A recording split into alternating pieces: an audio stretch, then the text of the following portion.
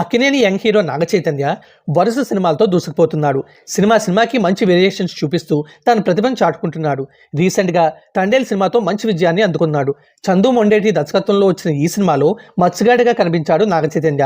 తండేల్ రాజుగా అద్భుతంగా నటించి మెప్పించాడు. ఇక ఈ అక్కినేని అందగాడి పర్సనల్ లైఫ్ గురించి అందరికీ తెలిసిందే. నాగచైతన్య మొదట స్టార్ హీరోయిన్ సమంతను ప్రేమించి పెళ్లి చేసుకున్న విషయం, ఆ తర్వాత ఇద్దరు ఊహించిన విధంగా విడిపోయిన విషయం కూడా తెలిసిందే.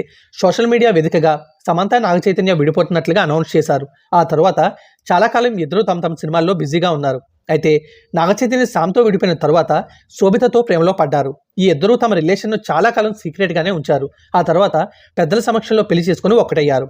ప్రస్తుతం శోభిత చైతన్య కూడా తమ సినిమాల్లో బిజీగా ఉన్నారు. కాగా శోభితతో పెళ్లి తర్వాత నాగచైతన్య రీసెంట్గా రానా నిర్వహించిన ఓ టాక్ షోలో పాల్గొన్నారు. ఆ టాక్ షోలో తొలి ముద్దు ఎవరికి ఎప్పుడు ఇచ్చారో గుర్తుందా అని రానా అడిగిన ప్రశ్నకు నాగచైతన్య ఆసక్తికరమైన సమాధానం ఇచ్చారు. తన 9వ తరగతిలో ఓ అమ్మాయికి మొదటి ముద్దు ఇచ్చాననే విషయాన్ని నాగచైతన్య తెలిపారు. ఆ ముద్దు తను జీవితాంతం గుర్తుపెట్టుకుంటానని, అలాగే ఓ అభిమాని తన దగ్గరికి వచ్చి సమంత కంటే మీరే చాలా తెల్లగా ఉన్నారు అని చెప్పిన విషయం కూడా మర్చిపోలేని జ్ఞాపకం అని నాగచైతన్య చెప్పుకొచ్చారు.